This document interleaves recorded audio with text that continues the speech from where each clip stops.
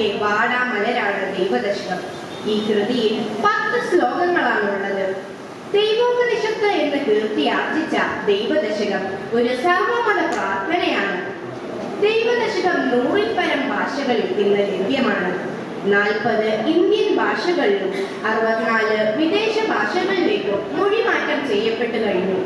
ഒരു മലയാളം കൃതി ഇത്രയധികം ഭാഷകളിലേക്ക് വിവർത്തനം ചെയ്യപ്പെടുന്നത് ഇതാദ്യമാണ്. 2026 ഓഗസ്റ്റ് 1 ജർമ്മനിയിലെ യോഗ വിദ്യാശ്രമത്തിൽ വെച്ച് ദൈവദശകം വിദേശികൾ കൂട്ടായി ആരംഭിച്ചു. ഇത് ഗുരുദേവ ദർശനം ലോകമെങ്ങും എത്തുന്നതിനുള്ള തെളിവാണ്.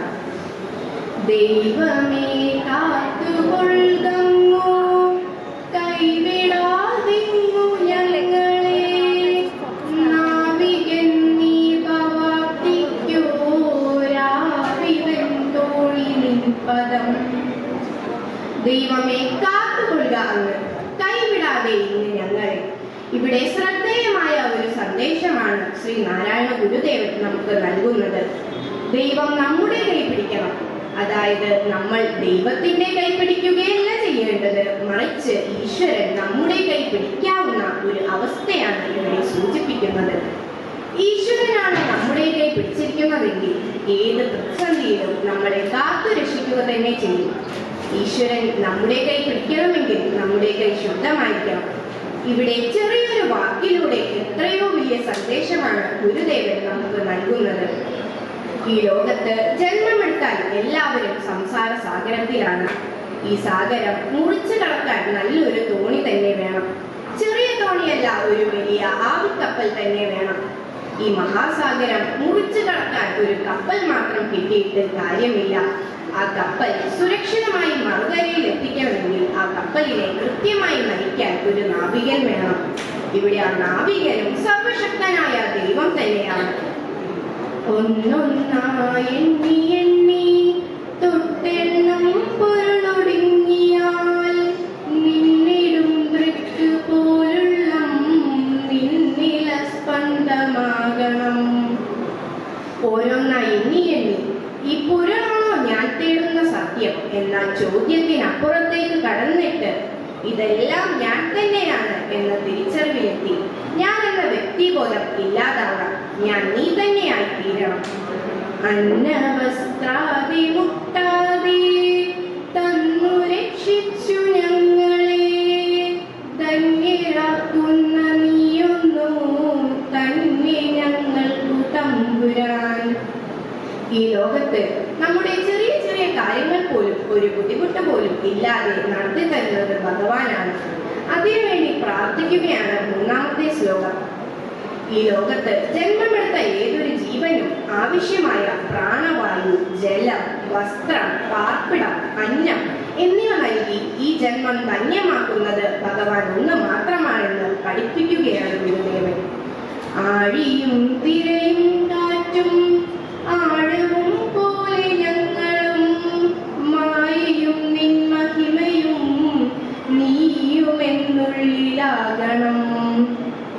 ആഴി, തിര, കാറ്റ്, ആഴം ഇവ ഒരിക്കലും വേർപെടാതെ ഒന്നിച്ചു നിൽക്കുന്നു എന്നതുപോലെ ഞങ്ങൾ ഉൾപ്പെടുന്ന സമസ്ത ജീവരാശിയും ദൈവശക്തിയായ മായയും ദൈവമഹിമയും ദൈവവും ഒന്ന് തന്നെയാണെന്ന് ഉറപ്പിച്ച് മനസ്സിലാക്കുവാൻ കഴിയുമാറാകണം എന്ന് പ്രാർത്ഥിക്കുകയാണ്.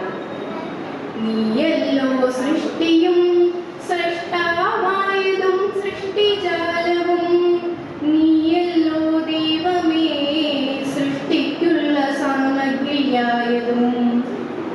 സൃഷ്ടി എന്ന പ്രവൃത്തിയും അത് ചെയ്യുന്ന സൃഷ്ടികർത്താവ് സകല സൃഷ്ടിജാലങ്ങളും ഓരോന്നിന്റെയും സൃഷ്ടികർമ്മത്തിനാവശ്യമായ വസ്തുക്കളും ദൈവം തന്നെയാണെന്ന മഹത്തായ അറിവിലേക്ക് നയിക്കുകയാണ് ഗുരുദേവൻ. നീയല്ലോ മായയും മായാവിയും മായാവിനോദനും, നീയല്ലോ മായയെ നീക്കി സായുജ്യം നൽകുമാരനും. ദൈവം തന്നെ മായാശക്തിയാൽ സർവപ്രപഞ്ചത്തെയും സൃഷ്ടിച്ചു. അതിനാൽ നാം അടക്കമുള്ള സകലതും മായാവലയത്തിലാണ്. മായാവലയത്തിൽ നമ്മളെ എത്തിച്ച ദൈവം തന്നെ നമ്മളെ അതിൽ നിന്ന് രക്ഷിച്ച് സായുജ്യം നൽകുന്ന ഗുരുവായി തീരുന്നു. മായാലീലകളിൽ ആനന്ദിക്കുന്നതും മായാവിയായ ദൈവശക്തി തന്നെയാണ്. നീ സത്യം ജ്ഞാനമാനന്ദം, നീ തന്നെ വർത്തമാനവും ഭൂതവും ഭാവിയും വേറല്ലോതുമൊഴിയുമോർപ്പിൽ നീ. ദൈവം അറിവാണ്, സത്യമാണ്, ആനന്ദമാണ്. ഭൂതവും വർത്തമാനവും ഭാവിയും ഇത് വേറെയല്ല, നീ തന്നെയാണ്. ഈ കാലങ്ങളൊക്കെ വിവരിക്കുന്ന വാക്കും ശബ്ദവും ദൈവം തന്നെയാണ് എന്ന് ഓർമ്മിപ്പിക്കുന്നു. അകവും പുറവും തെങ്ങും മഹിമാവാർന്ന നിൻപദം പുകഴ്ത്തുന്നു ഞങ്ങളങ്ങ് ഭഗവാനെ ജയിക്കുക. ഒരു സ്ഥലവും ഈശ്വരൻ ഇല്ലാത്തതായിട്ട് ഇവിടെ ഇല്ല. നമ്മുടെയൊക്കെ ഉള്ളിലും പുറത്തും ഈശ്വരൻ നിറഞ്ഞു നിൽക്കുന്നു.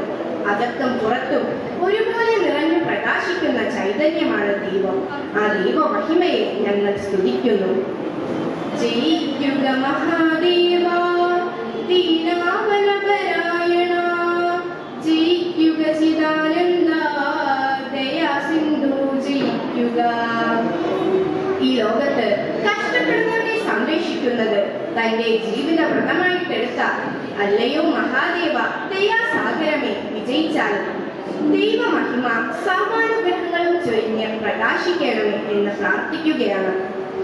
ആഴമേറും നിന്മഹസ്സ ആഴിയിൽ ഞങ്ങളാകവേ, ആഴണം വാഴണം നിത്യം, വാഴണം വാഴണം സുഖം. ഈ ലോകത്ത് സുഖകരമായി ജീവിക്കാൻ ഒരേ ഒരു വഴിയേയുള്ളൂ. ഞങ്ങളൊക്കെ അങ്ങയുടെ കരത്തിൽ സുരക്ഷിതരാണ് എന്ന ബോധമുറപ്പിക്കുക. അങ്ങയുടെ മഹത്വം തിരിച്ചറിഞ്ഞ ഞങ്ങൾ എല്ലാവരും പൂർണ്ണമായും അറിവിന്റെ മഹാസാഗരത്തിൽ മുങ്ങണം. മുങ്ങിയാൽ മാത്രം പോരാ, അവിടെ തന്നെ വാഴണം. അങ്ങനെ അവിടെ നിത്യം വാഴ്ന്നാൽ ആനന്ദം മാത്രമേ ഉണ്ടാവുകയുള്ളൂ. ജീവന്റെ പരമമായ ആനന്ദത്തിലേക്ക് അല്ലെങ്കിൽ മോക്ഷത്തിലേക്ക് കൊണ്ടെത്തിക്കാൻ പറ്റുന്ന ഉത്തമമായ ഒരു പ്രാർത്ഥനയാണ് ദൈവദശകം. ദൈവദശകം നമ്മുടെയൊക്കെ ജീവിതത്തിന്റെ ഭാഗമായി തീരട്ടെ എന്ന് പ്രാർത്ഥിച്ചുകൊണ്ട് ഞാൻ നിർത്തുന്നു. നന്ദി, നമസ്കാരം. ഗുരുധർമ്മം വിജയിക്കട്ടെ.